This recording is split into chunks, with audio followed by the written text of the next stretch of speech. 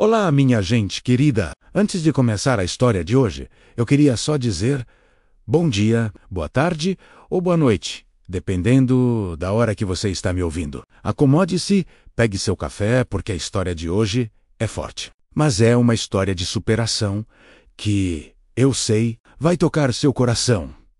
Eu sou Clara Mendes. Tenho 27 anos agora, mas 10 anos atrás. Eu estava tremendo na varanda da nossa casa com uma única mala. Minha mãe, Silvia, sorriu com desprezo. Você vai voltar implorando em um mês.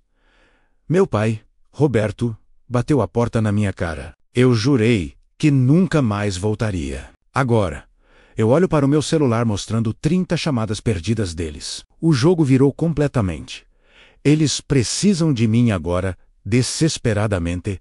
Se você está assistindo isso agora, deixe um comentário me dizendo de onde você é e se inscreva para ouvir como eu fui de uma adolescente sem teto para a única pessoa que meus pais agora precisam, desesperadamente crescendo em nossa casa de classe média em Curitiba, no Paraná. Eu nunca imaginei que um dia seria jogada fora como lixo de ontem. Nossa casa era o retrato da normalidade por fora. Cerca branca, gramado bem aparado e até um Golden Retriever chamado Max, mas por trás das portas fechadas. As coisas eram muito diferentes. Minha mãe, Silvia, era o que as pessoas poderiam educadamente chamar de exigente. Na realidade, ela era controladora a ponto de sufocar. Tudo em nossa casa tinha seu lugar. Inclusive eu. O perfeccionismo dela se estendia além da organização da casa para todos os aspectos da minha vida. Minhas roupas eram selecionadas pela aparência apropriada. Meus amigos eram examinados por suas origens familiares, e minhas notas, delas, não se esperava nada menos que a perfeição. Clara, qualquer coisa abaixo de 10 é simplesmente inaceitável para uma Mendes. Ela dizia, examinando meu boletim com precisão de falcão. Os Mendes são destinados a carreiras na medicina. Esse sempre foi o nosso legado. Meu pai, Roberto, estava fisicamente presente, mas emocionalmente assente. Um contador bem-sucedido que passava a maioria das noites enterrado em papelada. Ele raramente contradizia minha mãe. Quando surgiam conflitos, ele brevemente levantava os olhos de seus documentos. Murmurava algo sobre escute sua mãe e desaparecia de volta ao seu mundo de números. Sua posição padrão era obedecer a minha mãe em todos os assuntos relativos à minha criação. As regras da nossa casa eram rígidas e inegociáveis. Eu tinha que estar em casa às 20h30 em noites de escola, 21h30 nos fins de semana. Minhas roupas tinham que ser respeitáveis. Nada muito brilhante, muito apertado ou muito expressivo. Meus amigos precisavam ser de boas famílias, o que significava focados academicamente e da classe socioeconômica certa. Até meu quarto, supostamente meu espaço pessoal, estava sujeito a inspeções semanais. Desde cedo, eu demonstrei talento artístico. Eu passava horas desenhando paisagens, criando personagens e pintando sempre que encontrava tempo entre as sessões de estudo. Esses momentos de expressão criativa eram minha única fuga do ambiente de panela de pressão da nossa casa. Arte é um hobby legal. Clara, minha mãe dizia com desdém, mas não é uma carreira. Você precisa focar em ciências e matemática se quiser entrar em um bom programa de medicina.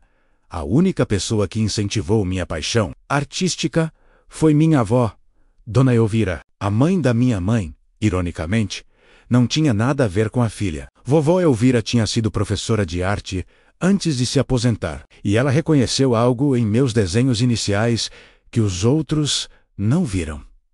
Você tem um dom, querida. Ela sussurrava durante nossas sessões particulares de desenho em sua aconchegante sala de estar. Não deixe ninguém dizer para você enterrá-lo.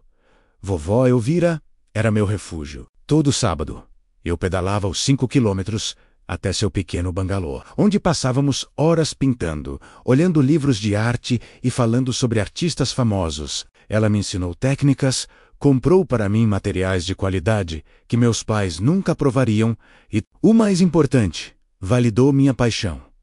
Seu coração fala através do seu pincel. Clara, ela me disse uma vez, algumas pessoas passam a vida inteira procurando por sua voz. Você já encontrou a sua. Quando fiz 15 anos, meus pequenos atos de rebeldia começaram. Fiquei fora 15 minutos após o toque de recolher. Usei cores mais vivas. Fiz amizade com a Beatriz, cujos pais eram divorciados. Uma desqualificação automática no livro de regras da minha mãe. Cada infração me rendia sermões mais longos e monitoramento mais rigoroso. Então, quando eu tinha 16 anos, vovó Elvira faleceu, após uma breve batalha contra uma pneumonia. Eu fiquei devastada. Eu tinha perdido não apenas minha avó, mas minha aliada, minha confidente e a única adulta que parecia realmente me ver. Na leitura do testamento, recebi um choque. Vovó Elvira havia me deixado sua extensa coleção de materiais de arte e R$ 6.000 numa conta separada marcada para educação artística de Clara. Minha mãe ficou furiosa, vendo aquilo como sua própria mãe, minando sua autoridade de alento-mulo. A tensão em casa aumentou após a morte da vovó. Sem minha fuga semanal para a casa dela, eu me sentia presa. As discussões com minha mãe se tornaram mais frequentes e intensas. Meu pai se retraiu ainda mais em seu trabalho, ocasionalmente emergindo para soltar frases como: "Sua atitude está deixando sua mãe chateada." Clara. Então veio a temporada de inscrição para a faculdade, no meu 2º ano do ensino médio. Meus pais já haviam planejado minhas inscrições para 5 universidades de prestígio, com fortes programas pré-medicina. Eu balançava a cabeça concordando na presença deles. Mas secretamente comecei a pesquisar faculdades de arte, usando o computador na casa da Beatriz. Preenchi as inscrições para 3 programas de arte, incluindo minha escola dos sonhos, a Escola de Belas Artes da UFRJ, no Rio de Janeiro. Eu trabalhei no meu portfólio em segredo, muitas vezes ficando acordada até às 2 da manhã, depois que meus pais iam dormir. Usei o dinheiro da vovó Elvira para pagar as taxas de inscrição. Sabendo que meus pais nunca concordariam em assinar os cheques, o engano durou 4 meses. Até que uma tarde minha mãe chegou em casa mais cedo de sua reunião do comitê de caridade. Eu tinha esquecido de limpar o histórico do navegador, depois de verificar o status das minhas inscrições para a Faculdade de Arte no computador de casa. O navegador ainda estava aberto na página de admissões da Escola de Belas Artes da UFRJ quando ela se sentou para checar seus e-mails. "O que é isso?" ela exigiu, sua voz mortalmente silenciosa. Enquanto eu entrava pela porta vinda da escola, eu congelei na entrada. Minha mochila de repente parecendo pesar 100 quilos. "Eu te fiz uma pergunta. Clara, o que este site está fazendo no nosso computador?" Eu me inscrevi para algumas faculdades de arte, admiti, decidindo naquele momento que estava cansada de me esconder. "Você fez o quê?" A voz dela subiu drasticamente. "Sem discutir conosco? Sem nossa permissão? Sem nossas assinaturas? A vovó Elvira me deixou dinheiro para educação artística. Eu usei isso para as taxas de inscrição." O rosto da minha mãe se contorceu de raiva. Sua avó não tinha o direito de interferir nas decisões da nossa família. Isso é absolutamente inaceitável. Aquela noite começou um novo capítulo de discussões crescentes sobre o meu futuro. Todas as noites se transformavam em sessões de gritos sobre eu estar jogando fora meu potencial e desrespeitando as tradições da família. Meu pai, estranhamente, começou a tomar um papel mais ativo nessas discussões, enfatizando a segurança financeira da medicina versus os salários de fome de uma artista. "Nos investimos 17 anos, te dando todas as vantagens." Minha mãe dizia, "Não vamos ficar parados assistindo você jogar tudo fora por causa de uma fantasia infantil." Eu me mantive firme, encorajada pelo apoio póstumo da vovó Elvira e pelo pequeno gosto de independência que experimentei através do processo secreto de inscrição. Mal sabia eu que essas discussões eram apenas o prelúdio para a noite que mudaria tudo. A manhã de 15 de abril começou como qualquer outra terça-feira. Levantei, fui para a escola, assisti às aulas, pensando no trabalho de arte que faria mais tarde. Eu não tinha ideia de que, ao cair da noite, eu estaria sem teto. Naquela tarde, recebi um e-mail que mudou tudo. A Escola de Belas Artes da UFRJ não só tinha me aceitado, como também ofereceu uma bolsa de estudos parcial, baseada no meu portfólio. Eu estava em êxtase. lendo o e-mail 10 vezes na biblioteca da escola. Lágrimas de alegria escorrendo pelo meu rosto. Beatriz me abraçou forte quando eu mostrei a ela. Você conseguiu, Clara. Isso é incrível, ela gritou. Por um breve e ingênuo momento, pensei que talvez essa validação externa, essa prova de que minha arte tinha valor real, pudesse mudar a opinião dos meus pais. Decidi contar a eles naquela noite, colocar todas as minhas cartas na mesa e esperar que eles pudessem ver o quão importante isso era para mim. O jantar, naquela noite, foi típico. O assado perfeitamente preparado da minha mãe, a presença distraída do meu pai e uma conversa rígida sobre tópicos apropriados, como as escolhas de paisagismo dos vizinhos e o jogo de golfe do meu pai. Esperei até terminarmos de comer, antes de respirar fundo. Eu preciso contar algo importante para vocês dois. Comecei, minha voz mais trêmula do que eu gostaria. Eu me inscrevi na Escola de Belas Artes da UFRJ e descobri hoje que fui aceita. Eles até me ofereceram uma bolsa. O silêncio que se seguiu foi ensurdecedor. Minha mãe lentamente pousou o garfo no prato. O pequeno tilintar soou anormalmente alto na sala silenciosa. Meu pai realmente levantou os olhos do celular, sua atenção totalmente em mim, talvez pela primeira vez em anos. Você se inscreveu sem o nosso conhecimento? Meu pai perguntou, seu tom estranhamente calmo. Sim, eu usei o dinheiro da vovó para as taxas. E você estava planejando frequentar essa escola de arte? Minha mãe pronunciou escola de arte como se fosse uma doença particularmente nojenta. Sim, é o que eu quero. É no que eu sou boa. A bolsa mostra que eles acham que eu tenho talento real. O rosto da minha mãe endureceu. Isso está absolutamente fora de questão. Nós já discutimos sua matrícula no programa PR Madisona da Universidade Estadual. O depósito está pago. Seu futuro está decidido. Esse é o seu futuro, para mim, não o meu. Eu disse, surpreendendo a mim mesma com minha firmeza. Você tem 17 anos. Meu pai interveio. Você não pode tomar esse tipo de decisão, independentemente o 18, em 3 meses, retruquei. E então eu posso decidir por mim mesma.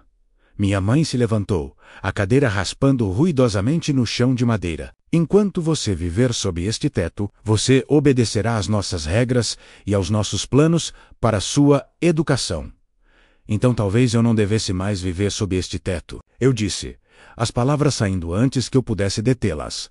O que se seguiu foi a discussão mais explosiva que já tivemos. Minha mãe gritava sobre ingratidão e obrigação familiar. Meu pai, geralmente tão distante, trovejou sobre realidades financeiras e considerações práticas. Você tem alguma ideia de quão competitivo é o mundo da arte? El exílio. Você acha que seus desenhozinhos vão pagar as contas? Suas pinturas vão cobrir plano de saúde, aposentadoria, uma hipoteca? Milhares de artistas talentosos estão servindo mesas agora, minha mãe acrescentou. É isso que você quer para si mesma? Jogar fora uma carreira de sucesso garantida por um sonho impossível? Não é um sonho impossível. Se é o que eu amo, argumentei. Eu não quero ser médica. Eu nunca quis isso. Esse é o sonho de vocês, não o meu. Depois de tudo que sacrificamos por você, minha mãe sibilou. É assim que você nos paga? Com desrespeito e ilusão. A discussão saiu de controle, tornando-se mais pessoal e cruel a cada troca. Palavras foram ditas que nunca poderiam ser retiradas. Minha mãe me chamou de egoísta, ingrata, iludida. Meu pai disse que eu estava jogando minha vida fora, que eu terminaria como uma fracassada. Então veio o ultimato. Isso termina agora, disse minha mãe, sua voz subitamente fria e controlada. Você tem 2 escolhas. Você se compromete com o programa PR Madisona, que selecionamos. Desiste dessa bobagem de escola de arte e obedece às nossas regras. Ou você pode ir embora. Eu a encarei, sem acreditar totalmente no que estava ouvindo. Ir embora? O que você quer dizer? Se você é adulta o suficiente para tomar essas decisões contra nossa vontade, você é adulta o suficiente para viver com as consequências, disse meu pai. Se você escolher esse caminho da arte, você escolhe Fazclough sem o nosso apoio financeiro ou de qualquer outro tipo. Eu olhei entre eles, procurando por qualquer sinal de blefe. Não havia nenhum. Vocês me expulsariam? Sua própria filha. Minha voz se tornou pequena, infantil. Nós estaríamos reconhecendo sua escolha de deixar o caminho que traçamos para você, minha mãe esclareceu, como se essa diferença semântica importasse. Tudo bem, sussurrei. E então, mais alto. Tudo bem. Eu escolho a arte, eu escolho o meu próprio caminho. Então você escolhe fazer isso em outro lugar, disse meu pai. Secamente, o rosto da minha mãe não mostrava emoção. Você tem 30 minutos para arrumar o que precisa. Qualquer coisa que você deixar para trás, consideraremos abandonada. Eu fiquei parada, congelada, incapaz de processar o que estava acontecendo. Então a realidade me atingiu em cheio, e eu corri escada acima para o meu quarto. Com as mãos trêmulas, puxei minha maior mala do armário e comecei a jogar dentro o essencial.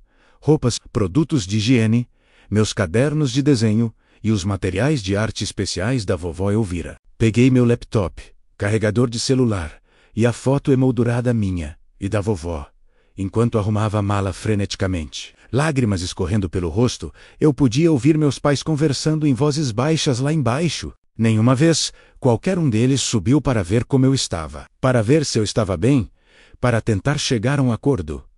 28 minutos depois, arrastei minha mala escada abaixo. Meus pais estavam no hall de entrada, minha mãe de braços cruzados, meu pai checando o relógio.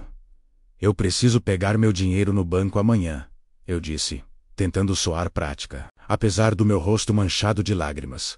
Sua conta corrente é seu dinheiro, meu pai reconheceu, mas seu fundo para a faculdade permanece sob nosso controle, até que você busque um curso aprovado. Eu balancei a cabeça, entorpecida, sem energia para discutir mais. Eu tinha cerca de R$ 2.500 na minha conta pessoal. Economias de presentes de aniversário e bicos. Isso, mais os 6.000 da vovó Elvira, teriam que me sustentar. Caminhei até a porta, meio que esperando, desejando que um deles me parasse, dissesse que isso tinha ido longe demais, que poderíamos conversar mais amanhã. Nenhum deles se moveu. Quando pisei na varanda, as palavras de despedida da minha mãe cortaram fundo. Você vai voltar implorando em um mês, ela disse com um sorriso frio. A vida real não é tão romântica quanto seus desenhos fazem parecer. Meu pai simplesmente balançou a cabeça em desapontamento e fechou a porta firmemente atrás de mim. O som da tranca girando pareceu um golpe físico. Fiquei ali, na noite fria de abril, mala na mão, totalmente sozinha. A realidade da minha situação começou a afundar. Eu tinha 17 anos, fundos limitados, sem moradia, sem emprego e 3 meses restantes de ensino médio. Lágrimas se misturavam com a garoa leve que havia começado a cair. Mas por baixo do medo e do choque, uma faísca de determinação piscou. Eu não daria a eles a satisfação de me ver falhar. Com os dedos frios, puxei meu celular e liguei para Beatriz. Posso ficar na sua casa hoje à noite? Perguntei. Minha voz falhando. Meus pais me expulsaram. Meu Deus, Clara! Claro! Vem direto para cá, ela respondeu sem hesitar. Enquanto eu começava a caminhada de 12 quarteirões até a casa da Bia, arrastando minha mala atrás de mim, fiz uma promessa silenciosa a mim mesma. Eu nunca voltaria implorando. Não importa o quão difíceis as coisas ficassem, eu encontraria uma maneira de sobreviver e seguir meus sonhos. Eles tinham fechado a porta deles para mim, e eu fecharia meu coração para eles em troca. A primeira semana na casa da Beatriz passou como um borrão. Os pais dela ficaram chocados quando cheguei à porta deles com minha mala e expliquei o que havia acontecido. Eles imediatamente me arrumaram no sofá da sala e garantiram que eu poderia ficar enquanto resolvia as coisas. Eu percebi que eles esperavam que isso fosse temporário, que certamente meus pais cairiam em si em um dia ou 2. Eles não caíram. Dona Mônica, a mãe da Bia, ligou para meus pais na manhã seguinte. Da cozinha, eu podia ouvir a voz dela aumentando em descrença. Ela tem 17 anos, Silvia. Ainda está no colégio. Não. Eu entendo ter desentendimentos. Mas, bem, sim, podemos ficar com ela por enquanto. Mas, ela desligou, parecendo atordoada. Eles desligaram na minha cara. Eu não estava surpresa. Mas os pais da Bia estavam... Eles conheciam meus pais há anos, de eventos escolares e do bairro. Eles nunca tinham visto a face privada da dinâmica da minha família.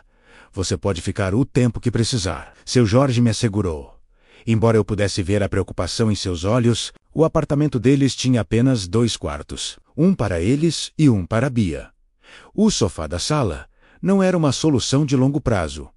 Naquela primeira semana, foquei em assuntos práticos. Fui ao banco e saquei meus R$ 2.500. Contatei o inventariante do testamento da vovó Elvira para acessar os R$ 6.000 que ela havia me deixado. Continuei indo à escola, mantendo a cabeça baixa e tentando evitar fofocas. Embora a notícia inevitavelmente tenha se espalhado de que algo havia acontecido na casa dos Mendes, à noite eu procurava empregos online usando o computador dos pais da Bia.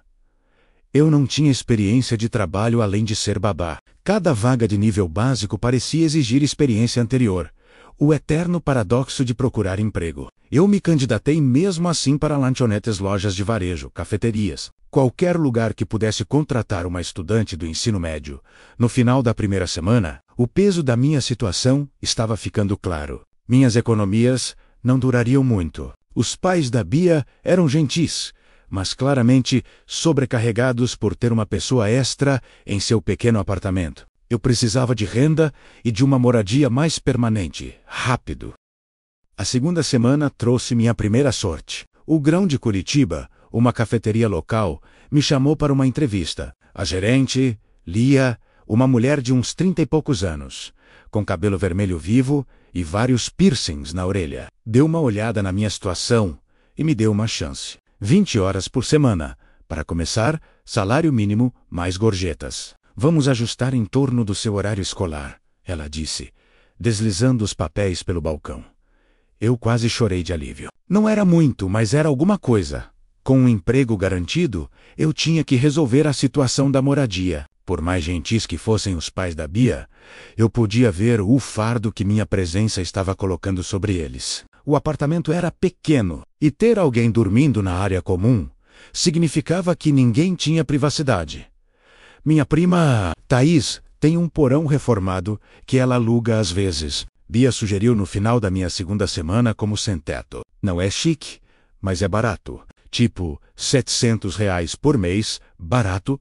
O quarto, no porão, realmente não era chique. Um colchão de solteiro no chão, uma cômoda pequena, uma luminária e um frigobar. O banheiro era compartilhado com a casa principal, mas era privado, e por R$ 700 por mês estava dentro do meu novo orçamento. Se eu fosse cuidadosa, mudei-me imediatamente. Agradecendo profusamente aos pais da Bia pela ajuda, minha nova rotina diária rapidamente se estabeleceu. Acordar às 5 da manhã, tomar banho antes que a Thaís e suas colegas de casa precisassem do banheiro, trabalhar no turno da manhã, no Grão de Curitiba, das 6 às 10, ir para a escola das 10h30 às 15h30, voltar ao Grão de Curitiba para o turno de fechamento, das 4 da tarde às 20. Então, para casa, fazer lição de casa até desmaiar de exaustão. O custo físico e emocional era imenso. Um dia particularmente difícil. Durante minha terceira semana, como sem-teto, eu me vi tendo um colapso no banheiro público da escola. Sentei-me na cabine tentando abafar meus soluços, sobrecarregada pelo cansaço e pela injustiça de tudo aquilo. Eu tinha 17 anos. Eu deveria estar me preocupando com a formatura e as provas finais. Não se eu poderia pagar pelo jantar e pela lavanderia na mesma semana. Foi naquele banheiro que eu realmente chorei pela minha infância perdida, pela caça que perde, pelos pais que escolheram a visão deles para o meu futuro, em vez da minha presença real em suas vidas. pelas experiências normais da adolescência que eu estava perdendo. Me permite 20 minutos de lágrimas antes de jogar água fria no rosto e voltar para a aula. Minha máscara de compostura de volta ao lugar. O grão de Curitiba tornou-se, mais do que apenas um local de trabalho, tornou-se uma tábua de salvação, não apenas pela renda, mas pela estrutura e comunidade que proporcionava. Lia tornou-se uma espécie de mentora master-me. Os caminhos não apenas de fazer café, mas da independência adulta. Você precisa abrir sua própria conta bancária sem seus pais nela. Ela aconselhou em uma tarde lenta e começar a construir crédito assim que fizer 18 anos. Confie em mim. Isso importa mais tarde.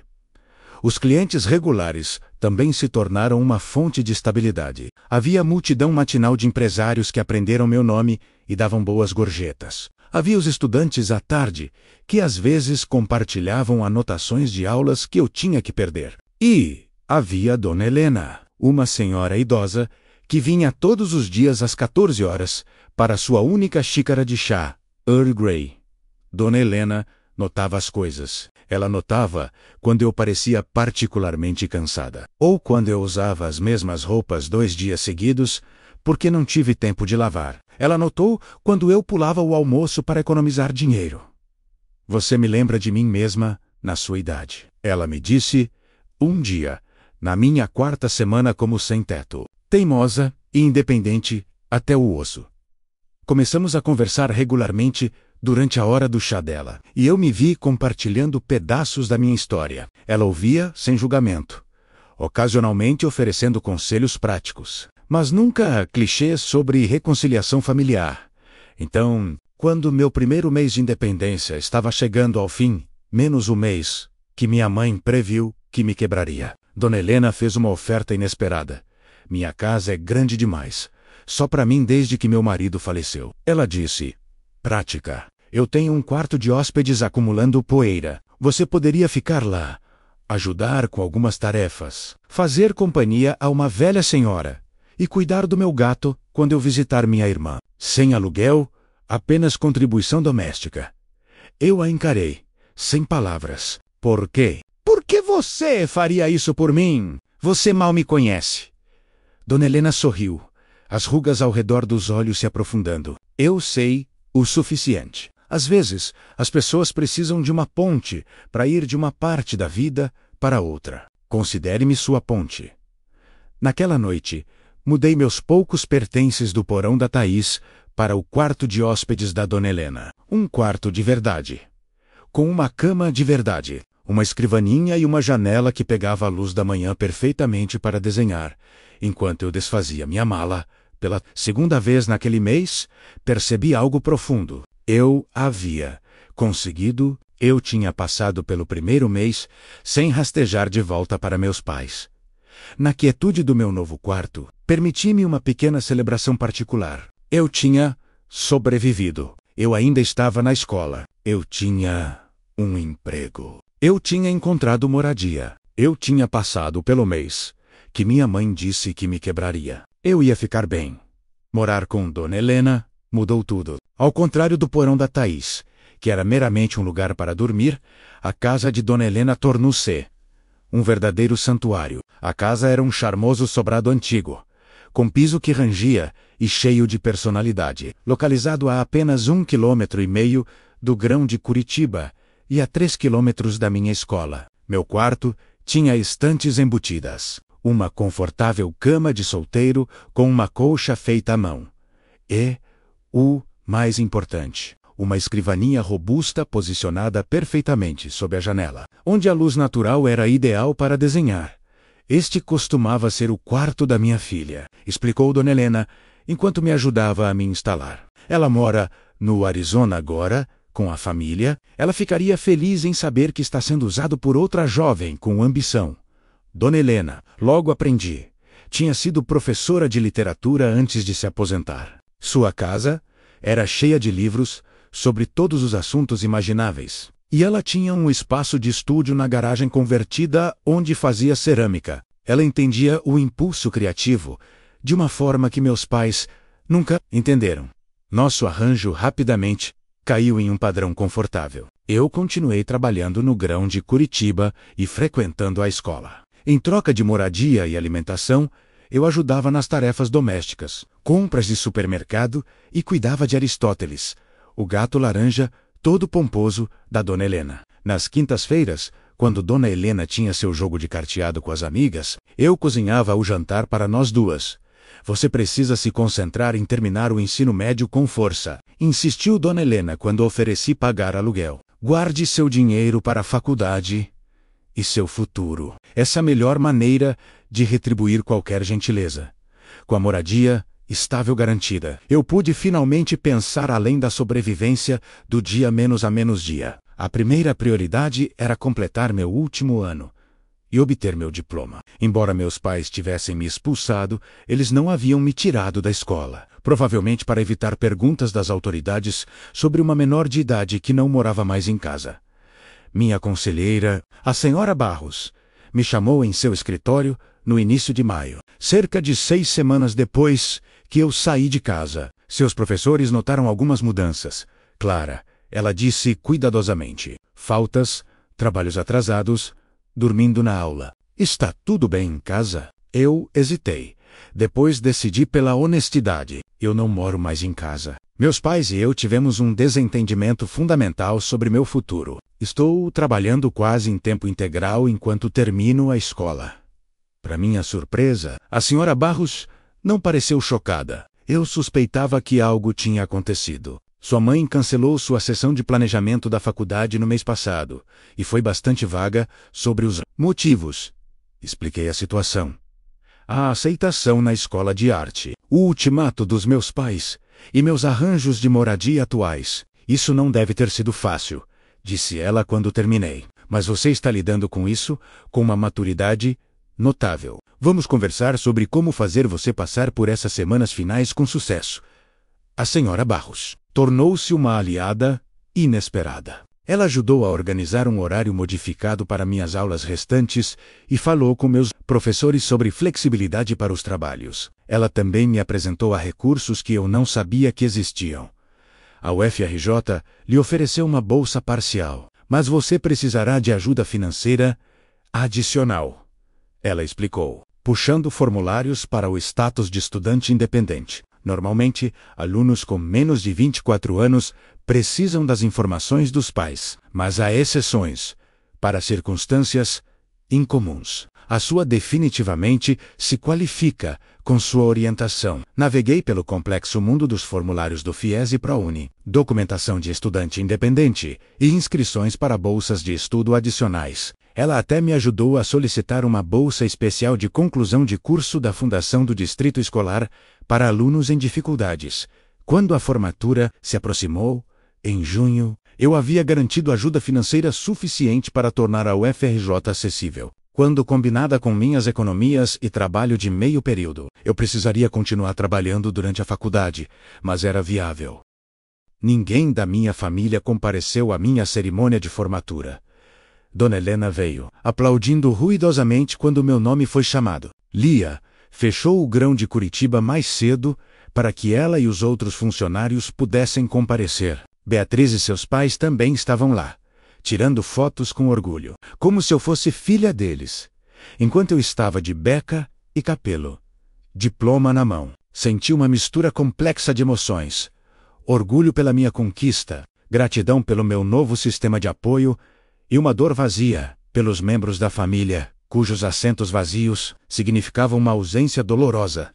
Naquele verão, aumentei minhas horas no grão de Curitiba para tempo integral e comecei a trabalhar, nos fins de semana, vendendo minha arte na feira de artesanato local. Dona Helena havia me ajudado a criar um sistema de exibição para meus desenhos e aquarelas. E, para minha surpresa, as pessoas realmente os compraram. Não o suficiente para viver, mas o suficiente para adicionar ao meu fundo da faculdade e validar minhas aspirações artísticas. Você tem um estilo distinto. Um cavalheiro mais velho me disse após comprar uma paisagem. Muito evocativo. Continue desenvolvendo. Cada pequeno sucesso fortalecia minha determinação. Cada pintura vendida era uma pequena vindicação da escolha que eu havia feito Em agosto, recebi uma ligação inesperada da Sra. Barros. Clara, estive falando com o escritório de admissões da UFRJ. Ela começou. Eles têm uma situação especial com outra bolsa que havia sido alocada, mas o destinatário escolheu outra escola. Eles perguntaram se eu conhecia algum aluno talentoso com necessidade financeira que pudesse ser elegível.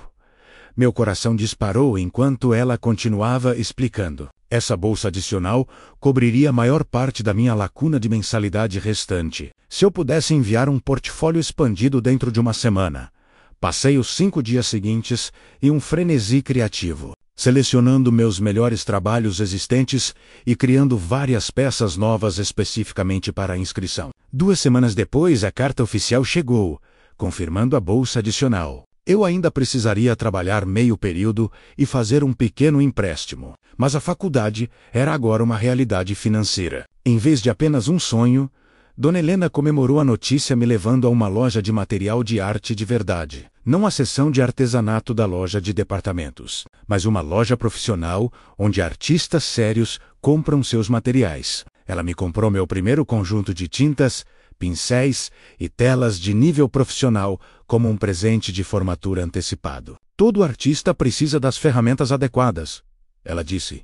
Simplesmente, quando protestei contra a despesa, enquanto o verão terminava e minha partida para o Rio de Janeiro se aproximava. Estabeleci as bases para minha nova vida independente. Abri uma conta bancária separada, sem acesso dos pais. Aprendi o básico de orçamento com Dona Helena, que também viveu tempos difíceis. Dominei a culinária simples e econômica e os reparos domésticos básicos. Encontrei uma república estudantil no Rio que cabia no meu orçamento e garanti uma transferência para uma filial do Grão Carioca perto do campus. Você está construindo sua vida do zero, observou Dona Helena uma noite, enquanto jantávamos em sua varanda. A maioria das pessoas nunca precisa fazer isso até muito mais tarde, se é que precisa. É doloroso, mas poderoso. Houve momentos difíceis em meio ao progresso. Meu primeiro Natal longe da família foi particularmente duro. Embora Dona Helena me incluísse em sua própria reunião de família, o feriado amplificou a realidade da minha situação. Eu me peguei lembrando das tradições de infância, menos decorar a árvore com minha mãe, a leitura anual do meu pai de uma visita de São Nicolau e sentindo sua ausência agudamente.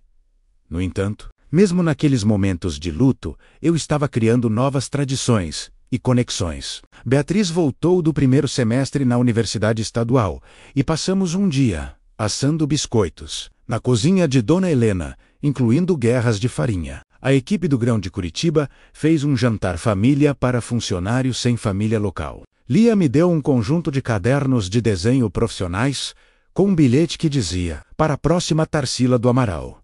Essas pessoas, Dona Helena, Beatriz, Lia, Sra. Barros Torner MC, minha família escolhida. Eles apoiaram meus sonhos em vez de tentar remodelá-los. Eles ofereceram orientação sem controle, conselhos sem ultimatos. Através deles, aprendi que a família poderia ser criada, assim como nascida nela, quando guardei meus pertences no carro de Dona Helena para a viagem ao Rio de Janeiro no final de agosto. Eu não falava com meus pais há 4 meses. Eu havia enviado a eles um breve e-mail com minhas novas informações de contato, sentindo que era a coisa responsável a fazer, mas não recebi resposta. Eu disse a mim mesma que havia feito as pazes com a ausência deles em minha vida, embora a pontada no meu coração quando pensava neles sugerisse o contrário. Enquanto Dona Helena e eu nos afastávamos da casa que havia se tornado meu verdadeiro lar, olhei para trás uma última vez. Você está pronta? Dona Helena perguntou, entendendo o peso do momento. Sim, eu disse, virando-me para a frente. Estou pronta para o que vier a seguir. Meu primeiro dia na Escola de Belas Artes da UFRJ foi avassalador, no melhor sentido possível. O campus vibrava com energia criativa. Estudantes desenhando nos pátios, instalações de arte em cantos inesperados, o cheiro de tinta, óleo e argila saindo das portas abertas dos estúdios. Pela primeira vez na minha vida, eu estava cercada por pessoas que falavam minha língua, que entendiam a compulsão de criar. É aqui que eu pertenço. Sussurrei para mim mesma, enquanto encontrava o caminho para minha primeira aula. Introdução à Teoria das Cores. A transição para a vida universitária veio com desafios significativos. Enquanto a maioria dos calouros se preocupava com saudades de casa e banheiros comunitários, eu conciliava um curso completo com 25 horas por semana no Grão Carioca do Rio. Minha situação de moradia estudantil, um quarto no sótão convertido, em uma casa compartilhada com outros 4 estudantes de arte, estava longe de ser luxuosa. O teto era tão inclinado que eu só conseguia ficar de pé na metade do espaço, e o inverno revelou seu péssimo isolamento. No entanto, essas dificuldades pareciam diferentes do meu período inicial. Como sem teto, eram desafios em um caminho que eu havia escolhido. Degraus em vez de obstáculos, minhas notas do primeiro semestre refletiram minha determinação. Só notas altas. Apesar do meu horário de trabalho, minha professora de desenho básico, a professora Matos, demonstrou um interesse particular em meu trabalho. Suas habilidades técnicas são excelentes. Ela observou durante uma revisão de portfólio, mas o que se destaca é a autenticidade emocional em suas composições. Há uma maturidade aqui que é incomum no trabalho de calouros. Eu não disse a ela que essa maturidade havia sido conquistada a duras penas, através da independência prematura. Em vez disso, canalizei essas experiências para minha arte. Meu projeto de meio de ano, uma série de espaços internos renderizados em forte contraste entre luz e sombra, ganhou o prêmio de artista emergente do departamento. No meu segundo ano, eu já havia estabelecido uma reputação de talentosa e tenaz. Eu raramente participava dos aspectos sociais da vida universitária, menos festas, jogos de futebol, viagens improvisadas menos. Mas era respeitada por minha dedicação. Enquanto os colegas reclamavam das aulas matinais, eu já estava acordada há horas, trabalhando no turno de abertura do Grão Carioca. Antes de chegar com minha caneca térmica na mão, foi durante meu segundo ano que conheci o Lucas. Ele era um veterano estudando fotografia. E nos conhecemos quando ele veio ao Grão Carioca todas as manhãs durante 3 semanas seguidas, sempre pedindo a mesma coisa. Um café preto grande, sem espaço para creme, e deixando uma gorjeta exagerada. Sabe, essa gorjeta poderia te comprar algo mais interessante do que café preto puro. Eu finalmente disse em uma manhã tranquila. Ele sorriu, seus olhos azuis se enrugando nos cantos. O café é só uma desculpa para ver a barista interessante. Nosso relacionamento se desenvolveu lentamente. Ambos éramos sérios sobre nossa arte e nossa educação, nenhum disposto a deixar o romance atrapalhar nossos objetivos. Estudávamos juntos na biblioteca, criticávamos o trabalho um do outro honestamente e apoiávamos o desenvolvimento artístico um do outro. Nossos encontros de fim de semana consistiam em aberturas de galerias e exposições em museus, onde podíamos discutir técnica e composição. Pela primeira vez, experimentei o que um relacionamento saudável poderia ser: solidário sem ser controlador, próximo sem ser sufocante. Lucas tornou-se não apenas meu namorado, mas meu melhor amigo e colaborador criativo. No meu terceiro ano, tudo acelerou. Consegui um cobiçado estágio no Estúdio Boreal, uma agência de design gráfico boutique no centro do Rio. A posição não era remunerada, o que significava adicionar outro emprego de meio período como monitora do laboratório de arte da universidade à minha agenda já lotada. Mas a experiência era inestimável. Você tem um olho natural para a aplicação comercial. Mariana, a diretora de criação, me disse durante minha avaliação de meio de estágio. Você entende como tornar a arte funcional sem sacrificar sua alma. O estágio levou a projetos freelance pagos ocasionais, designs de logotipo para pequenas empresas, trabalho de layout para publicações locais, que complementavam minha renda da cafeteria. Pela primeira vez, desde que saí de casa, comecei a ter uma pequena reserva financeira, além das necessidades imediatas, quanto isso. Meu trabalho artístico pessoal estava evoluindo. Meu projeto de tese de conclusão de curso, uma série multimídia, explorando conceitos de lar e pertencimento, recebeu reconhecimento além do campus quando foi selecionado para inclusão em uma exposição de artistas emergentes da cidade. Minha formatura na UFRJ se aproximou sem nenhuma comunicação dos meus pais. Eu havia enviado a eles um convite formal, mais por um senso de encerramento do que por expectativa, mas não recebi resposta.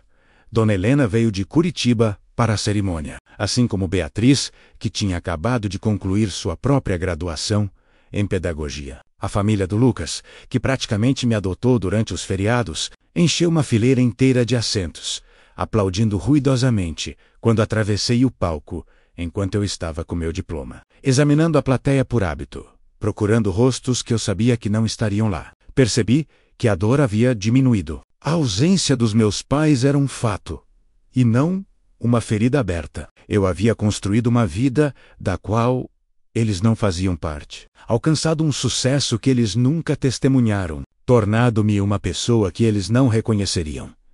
Minha vida profissional ganhou impulso imediatamente após a formatura. Mariana, do Estúdio Boreal, assumi um cargo em tempo integral como designer júnior, com benefícios, um avanço significativo em relação ao trabalho de barista. Meu primeiro emprego de adulto de verdade veio com um salário que, embora modesto para os padrões da indústria, parecia uma riqueza incontável após anos de orçamento cuidadoso. Meu relacionamento com o Lucas também evoluiu. Pouco depois da formatura, ele me pediu em casamento durante uma viagem de fim de semana à região dos lagos, presenteando-me com uma aliança de prata simples que ele mesmo havia desenhado. Eu quero construir uma vida com você, ele disse, enquanto as ondas batiam na praia. Uma vida onde nós dois possamos seguir nossas paixões e apoiar um ao outro. Eu disse sim sem hesitar, sentindo pela primeira vez que meu futuro estava se expandindo. Em vez de se contrair, começamos a planejar um pequeno casamento para a primavera seguinte, economizando para a entrada de um apartamento, discutindo qual bairro seria melhor para dois artistas que trabalhavam. Então veio a conversa que mudou tudo.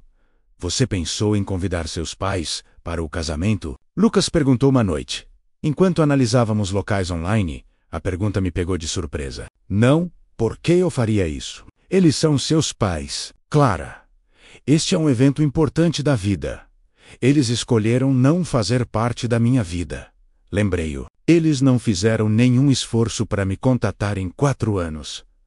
Você fez algum esforço para contatá-los? Ele rebateu.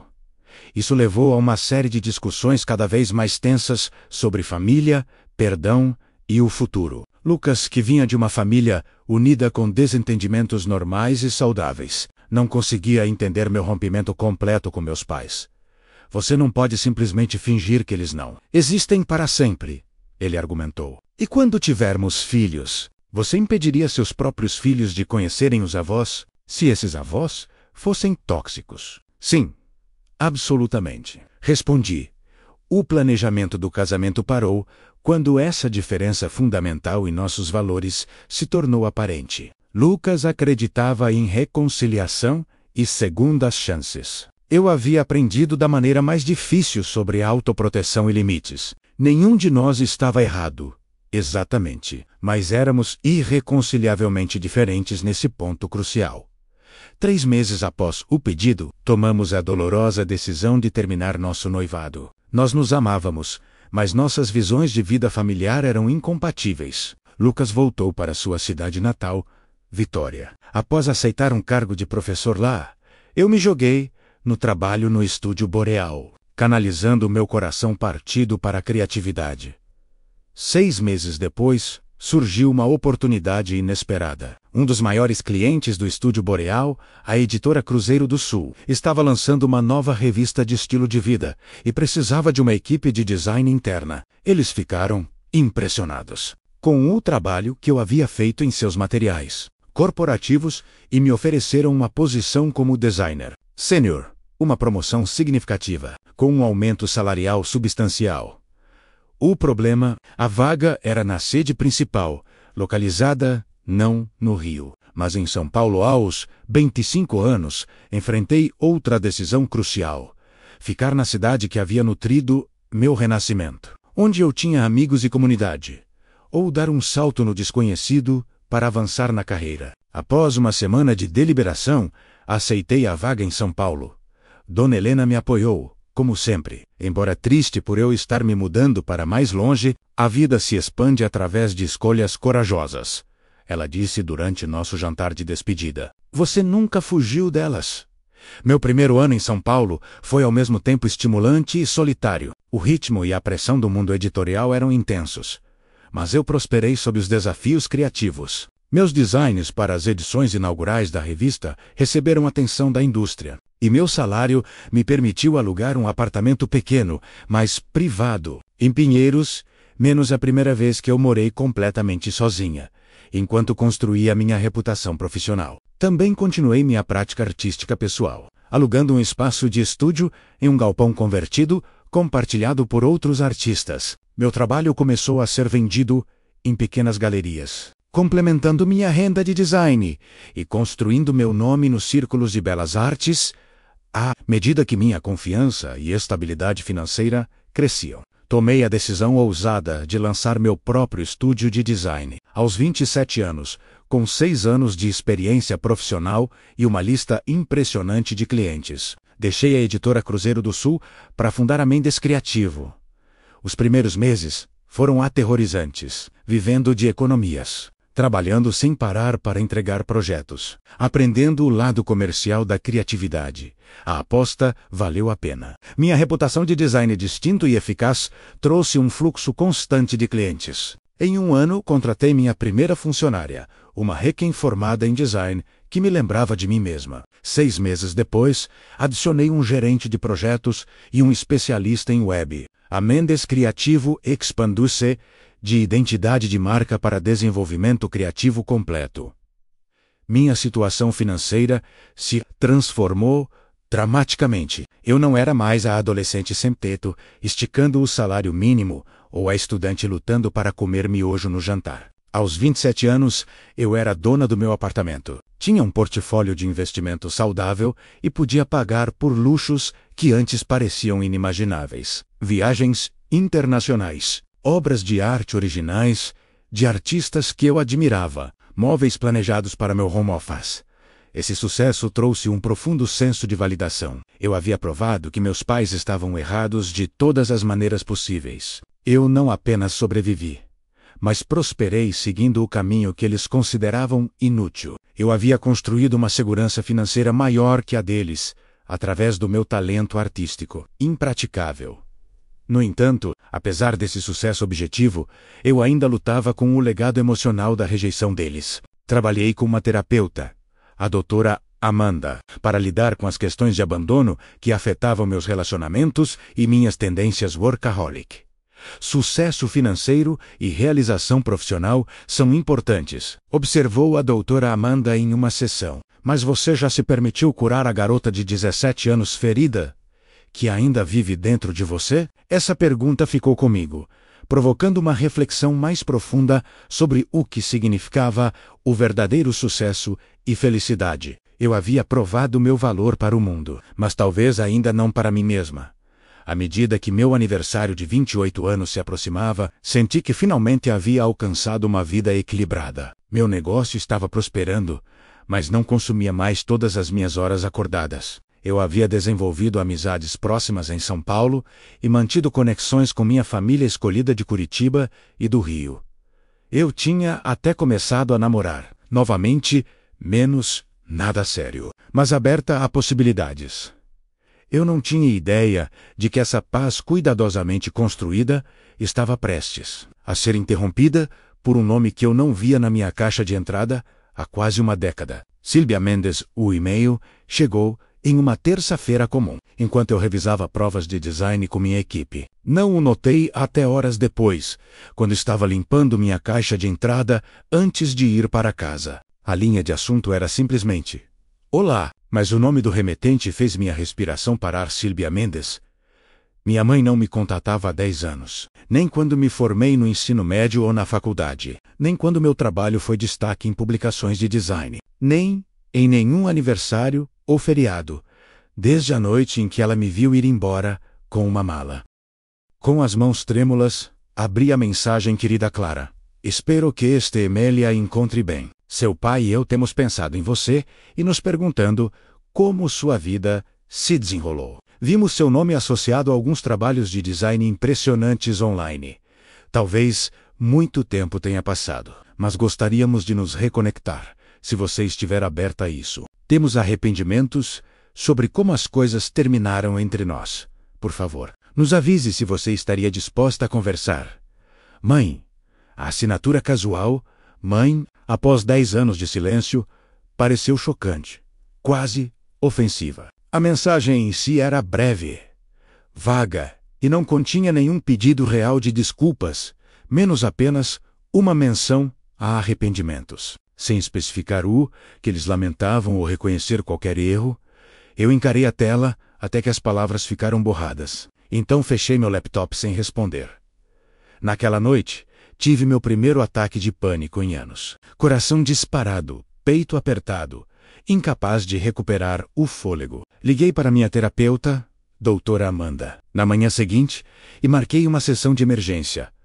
O que você está sentindo agora sobre este contato? Ela perguntou depois que eu expliquei a situação. Com raiva, confusa, desconfiada, respondi. Então, após uma pausa, curiosa. Todas são reações válidas, ela sentiu. A questão não é se você deve responder, mas quais limites você precisa. Independentemente de como proceder, nas 2 sessões seguintes, discutimos abordagens potenciais. Eu poderia ignorar o e-mail completamente. Eu poderia enviar um breve reconhecimento, sem abrir a porta para mais comunicação. Eu poderia responder com perguntas sobre o interesse súbito deles em se reconectar. Cada opção carregava riscos e benefícios emocionais. O que quer que você decida deve ser no seu tempo, não no deles, enfatizou a doutora Amanda. A conveniência deles não tem prioridade sobre a sua cura. Enquanto eu deliberava, comecei uma investigação silenciosa, através das redes sociais e de conexões da minha cidade natal. Juntei as peças do que havia acontecido com meus pais na última década. O escritório de contabilidade do meu pai enfrentou um processo judicial 3 anos atrás. Algo sobre improbidades financeiras com um grande cliente. A batalha legal drenou seus recursos e, por fim, resultou na falência do escritório. Minha mãe havia sido diagnosticada com câncer de mama no ano anterior, exigindo tratamentos caros, parcialmente cobertos pelo seguro. Eles tiveram que vender a casa da família e se mudar para um apartamento muito menor. Esse contexto levantou uma questão desconfortável. Eles estavam entrando em contato porque realmente se arrependiam de suas ações. Ou porque precisavam de algo de mim, agora que suas circunstâncias haviam mudado. 2 semanas após o e-mail inicial, sem que eu tivesse respondido, recebi outro. Clara, eu entendo sua hesitação em responder. Não nos separamos em bons termos. Seu pai teve algumas dificuldades nos negócios e eu tive desafios de saúde. Isso nos deu perspectivas sobre o que realmente importa na vida. Família importa. Gostaríamos muito de ouvir de você. Mãe, novamente. A mensagem não chegava a ser um pedido de desculpas genuíno ou um reconhecimento do dano que causaram. A menção às dificuldades deles agora parecia estratégica e não coincidência.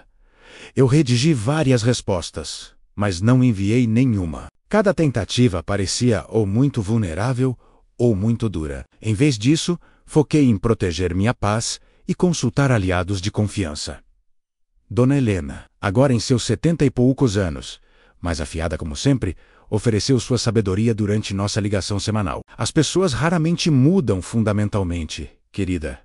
Ela disse. Elas podem mudar comportamentos quando as circunstâncias as forçam, mas seu núcleo permanece consistente. A questão é, você precisa de algo dessa reconexão? Beatriz, ainda minha amiga mais próxima apesar da distância geográfica, foi mais direta. Eles te expulsaram quando você precisava deles. Agora eles estão te procurando quando eles podem precisar de você. Que conveniente. Um terceiro e-mail chegou um mês após o primeiro. Este com mais urgência. Clara, por favor, acuse o recebimento destas mensagens. Somos seus pais e estamos preocupados. Temos assuntos importantes a discutir. Assuntos de família que não podem ser resolvidos sem comunicação. Por favor, ligue para nós assim que puder.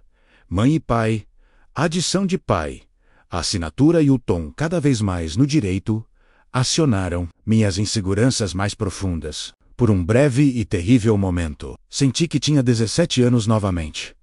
Impotente. Desesperada. Com medo. Então eu me lembrei de quem eu era agora. Uma dona de empresa bem-sucedida, financeiramente independente, cercada por pessoas que genuinamente se importavam comigo. Eu finalmente enviei uma resposta breve e controlada. Recebi seus e-mails. Não estou pronta para comunicação por telefone. Se vocês têm assuntos específicos a discutir, podem explicá-los por escrito e eu considerarei se desejo me envolver mais. A resposta deles veio em horas.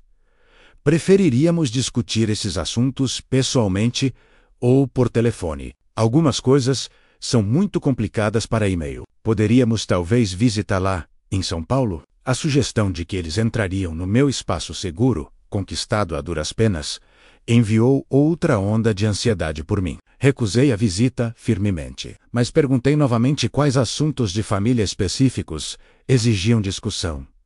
O que se seguiu foi uma série de comunicações cada vez mais transparentes. Os tratamentos de câncer da minha mãe haviam esgotado suas economias. A falência do meu pai os deixou com dívidas significativas. Eles estavam lutando para pagar as parcelas do financiamento do apartamento. Eles precisavam de apoio familiar durante este período difícil.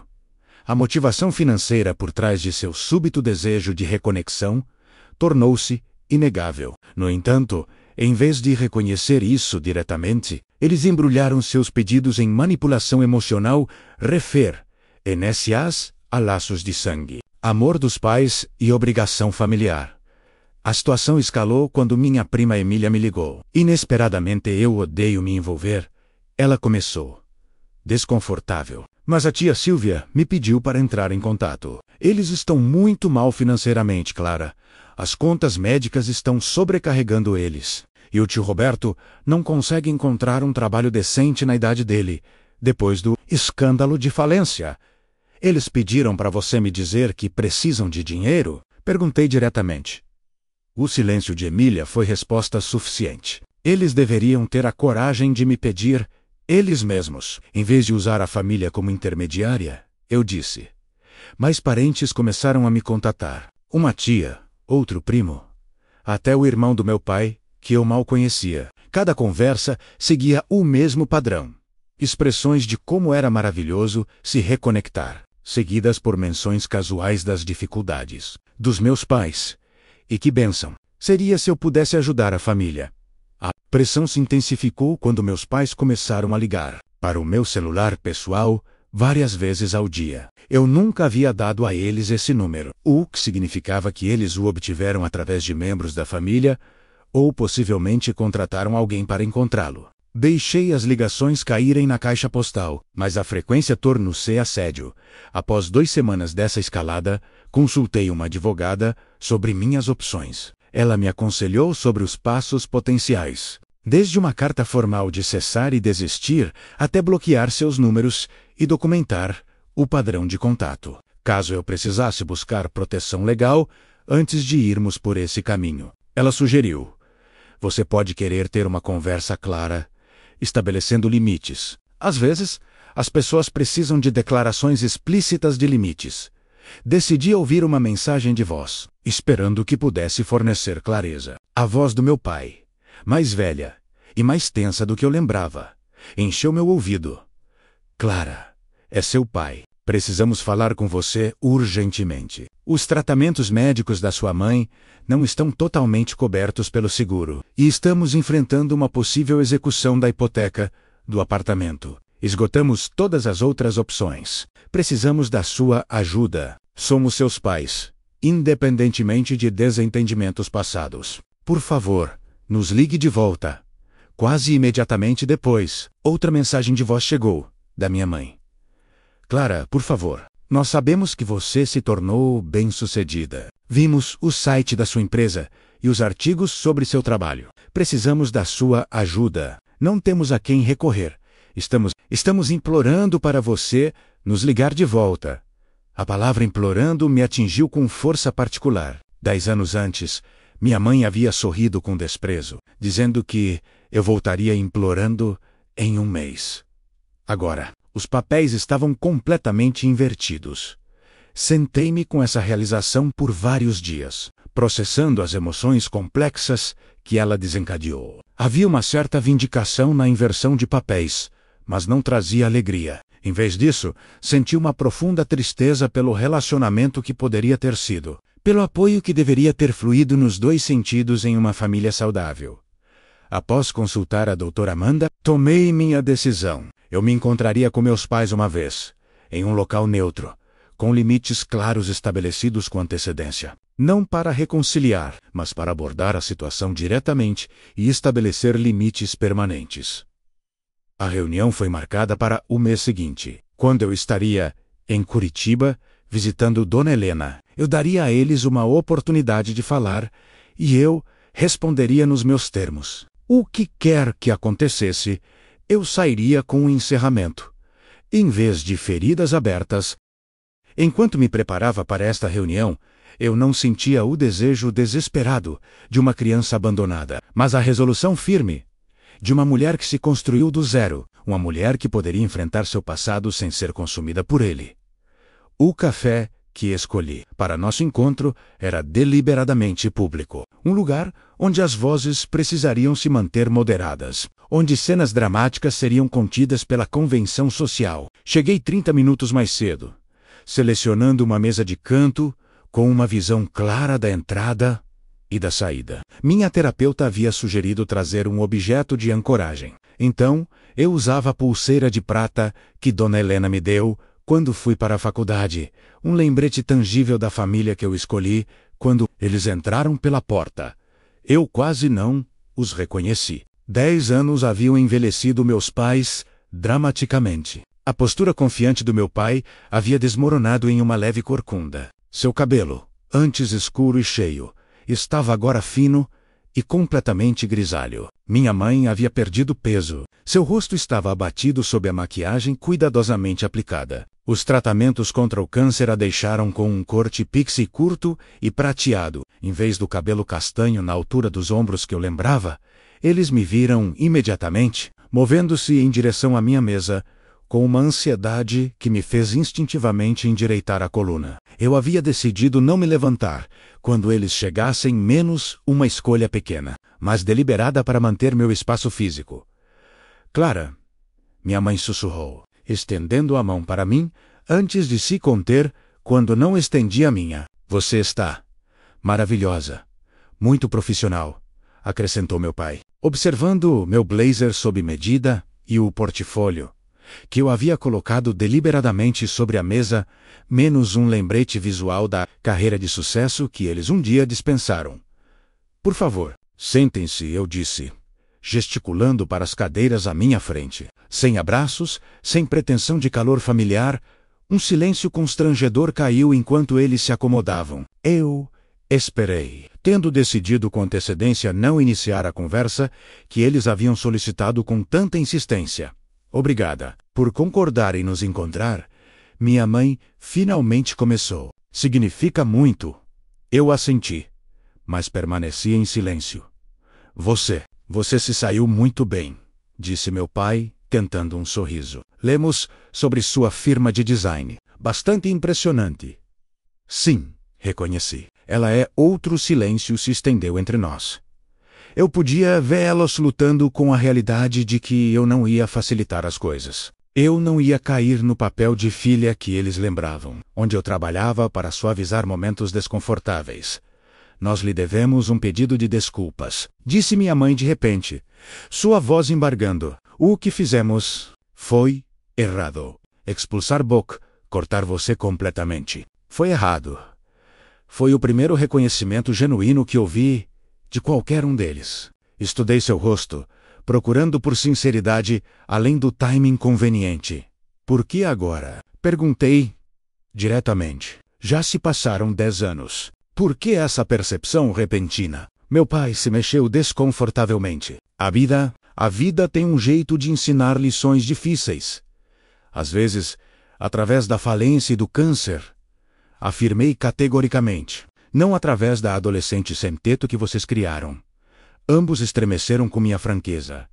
Sabemos que você tem todo o direito de estar com raiva, disse minha mãe, lágrimas se formando em seus olhos. Nós falhamos com você como pais. Eu era muito controladora, muito fixada em um caminho específico para você. Seu pai foi muito passivo, muito indisposto a me enfrentar. Nós dois nos arrependemos profundamente.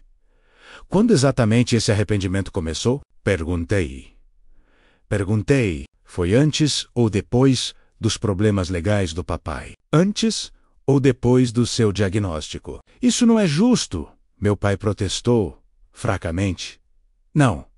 É uma pergunta legítima, contrapus. Vocês não fizeram nenhuma tentativa de me contatar por 8 anos. Nem quando me formei no colégio ou na faculdade. Nem quando comecei minha carreira. O momento do seu interesse renovado em minha vida coincide precisamente com suas dificuldades financeiras. Minha mãe enxugou os olhos com um lenço. Nós merecemos isso. Mas nosso arrependimento é real. Independentemente de quando ou por que ele finalmente rompeu nosso orgulho, eu sei sobre as contas médicas e o risco de execução da hipoteca. Eu disse diretamente. Minha prima, Emília, me contou. E eu ouvi suas mensagens de voz. Vocês precisam de dinheiro e decidiram que eu sou a solução de vocês. Eles trocaram um olhar, claramente desconfortáveis com minha franqueza. Estamos em uma posição difícil, admitiu meu pai. As taxas legais destruíram meu negócio, e os tratamentos da sua mãe são apenas parcialmente cobertos pelo seguro. Esgotamos nossas economias e contas de aposentadoria, e vocês pensaram que a filha que vocês descartaram seria sua rede de segurança financeira, concluí. Nós esperávamos que, apesar de tudo, a família ainda significasse algo. Minha mãe disse baixinho. Esperávamos que você pudesse encontrar em seu coração a vontade de nos ajudar, mesmo que não mereçamos. Respirei fundo centrando antes de responder. Esse momento havia se desenrolado em minha mente inúmeras vezes ao longo dos anos. Embora nunca nesse contexto específico, deixe-me ser clara sobre algo. Eu disse cuidadosamente. Quando vocês me expulsaram, eu tinha 17 anos. Tive que trabalhar em vários empregos enquanto terminava o ensino médio. Tive que solicitar o status de estudante independente para conseguir ajuda financeira para a faculdade. Morei em um porão e lutei para comprar comida. Nenhuma vez, durante aqueles anos mais difíceis, vocês entraram em contato para ver se eu estava viva, muito menos oferecer ajuda. Ambos olharam para a mesa. Eu sobrevivi e, eventualmente, prosperei. Não por causa de vocês, mas apesar de vocês, continuei. Construí um sistema de apoio de pessoas que realmente se importam com o meu bem-estar, não apenas com o que eu posso fazer por elas. Nós sabemos, disse meu pai suavemente. Não merecemos sua ajuda. Não merecem, concordei. Mas isso não é sobre o que vocês merecem, é sobre quem eu escolho ser. Abri meu portfólio e removi um documento que havia preparado com minha advogada.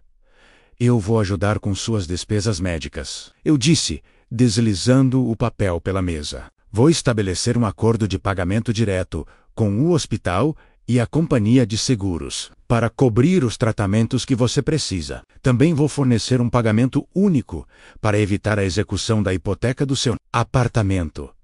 Suas expressões mudaram de vergonha para choque, para uma esperança cautelosa. No entanto, continuei. Antes que pudessem falar, isso não é uma reconciliação. Estes são os limites. Eu não terei um relacionamento pessoal com vocês. Vocês não terão minhas informações de contato pessoais. Toda a comunicação passará pela minha advogada. Vocês não contatarão outros membros da família para chegar até mim. Vocês não aparecerão na minha casa ou no meu negócio. Este é um acordo financeiro, apenas não uma restauração dos laços familiares. Mas, Clara, nós esperávamos. Minha mãe começou. Tenho certeza que sim, interrompi. Mas esperanças não são direitos. Vocês perderam qualquer direito a um relacionamento comigo quando escolheram a visão de vocês para o meu futuro em vez da minha presença real em suas vidas. Isso nunca pode mudar? Meu pai perguntou baixinho. Eu não sei, respondi honestamente. Talvez, um dia. mas exigiria terapia familiar extensa, transformação genuína da sua parte. E tempo. Nada disso está na mesa hoje. Empurrei um cartão de visita pela mesa. Aqui está o contato da minha advogada. Ela cuidará de todos os arranjos. Se vocês concordarem com os limites que delineei, assinem o documento e devolvam ao escritório dela. Eles encararam o papel, a realidade da nossa transação afundando. Esta não era a reunião chorosa que eles imaginaram. Não o cenário da filha pródiga, onde tudo seria perdoado e esquecido. Por que você nos ajudaria financeiramente, mas recusaria um relacionamento? Minha mãe perguntou, confusão genuína em sua voz. Por que eu posso separar compaixão prática de autoproteção emocional? Expliquei, eu não quero que vocês percam sua casa ou fiquem sem tratamento médico, mas também não quero me expor a pessoas que provaram que me abandonarão, quando eu não me conformar às suas expectativas. Levantei-me, sinalizando que nossa reunião estava terminando. Eu construí uma vida boa, com pessoas que me amam incondicionalmente, pessoas que apoiaram meus sonhos, em vez de exigir que eu vivesse os delas. Essa é a família que eu escolhi, e eles conquistaram minha lealdade de maneiras que vocês nunca fizeram, enquanto eu recolhia meus pertences. Minha mãe estendeu a mão uma última vez. Nós realmente sentimos muito, Clara. Por tudo. Eu parei, permitindo-me realmente olhar para ela. Esta mulher que me deu a vida, mas não o apoio para vivê-la autenticamente. Senti uma mistura complexa de emoções, raiva persistente, um fio de compaixão, mas, proeminentemente, um senso de paz com meus próprios limites. Eu acredito que vocês sentem muito agora, eu disse finalmente. Mas sentir muito quando vocês precisam de algo de mim não é o mesmo que sentir muito quando eu precisei de algo de vocês. Com isso, saí do café e entrei na luz brilhante da tarde, sentindo-me mais leve do que em anos. A conversa não tinha ido como eles esperavam, mas tinha me dado algo inestimável. Encerramento, nos meus próprios termos. Nos meses que se seguiram, honrei meu compromisso de ajudar com a situação financeira deles, mantendo meus limites emocionais. Minha advogada cuidou de todas as interações, fornecendo-me apenas as atualizações necessárias. Meus pais assinaram o acordo, aceitando as limitações que eu havia estabelecido. A experiência me ensinou lições profundas sobre a diferença entre conexões biológicas e família genuína. O parentesco de sangue, por si só, não cria obrigação. A verdadeira família é construída sobre respeito mútuo, apoio consistente e a liberdade de ser autenticamente você mesmo. Também aprendi sobre a complexidade do perdão. Eu não perdoei meus pais no sentido de recebê-los de volta em minha vida ou fingir que o abandono nunca aconteceu. Em vez disso, encontrei um tipo diferente de perdão, um que me permitiu liberar o poder que a rejeição deles tinha sobre mim, sem render meus limites. Mais importante, aprendi que quebrar ciclos tóxicos exige coragem. Ao me recusar a participar de uma reconciliação superficial, que servia às necessidades deles, às custas da minha cura, eu estava protegendo não apenas a mim mesma, mas qualquer futuro filho que eu pudesse ter, do mesmo amor condicional que eu experimentei. 10 anos depois de ser expulsa com uma mala, e a previsão de uma mãe, de que eu voltaria rastejando, eu estava firmemente no meu poder, bem-sucedida, em meus próprios termos, guiada por meus próprios valores. O jogo tinha, de fato, virado. Mas minha resposta não foi sobre vingança ou satisfação. Foi sobre integridade, limites e a família que eu escolhi criar ao meu redor. Dona Helena, que estava me esperando em sua casa depois da reunião, ouviu meu relato com orgulho silencioso. Sabe, ela disse, servindo chá para nós duas. Quando você apareceu na minha porta com aquela mala, eu me preocupei com o seu futuro. Não porque eu duvidasse de suas habilidades, mas porque o mundo pode ser cruel com jovens sem apoio. Eu nunca imaginei que você se tornaria não apenas bem-sucedida, mas sábia. Suas palavras me tocaram profundamente. Eu tive boas professoras, respondi, pegando a mão dela. Pessoas que me mostraram como é o verdadeiro apoio. E quanto a você? Você já teve que estabelecer limites com membros da família que só procuraram você quando precisavam de algo. Você acredita que laços biológicos criam obrigações automáticas, ou os relacionamentos precisam ser conquistados através de apoio consistente? Deixe um comentário abaixo compartilhando seus pensamentos. Se esta história ressoou com você, por favor, curta, se inscreva e compartilhe com alguém que possa precisar ouvir que não há problema em proteger sua paz, mesmo da família. Obrigada por ouvir minha jornada de adolescente sem teto a adulta empoderada. E lembre-se, no fim das contas, a gente aprende que família não é só sangue. Família é quem cuida, quem apoia, quem fica. É a família que a gente escolhe e que escolhe a gente de volta. Um grande abraço e fiquem com Deus.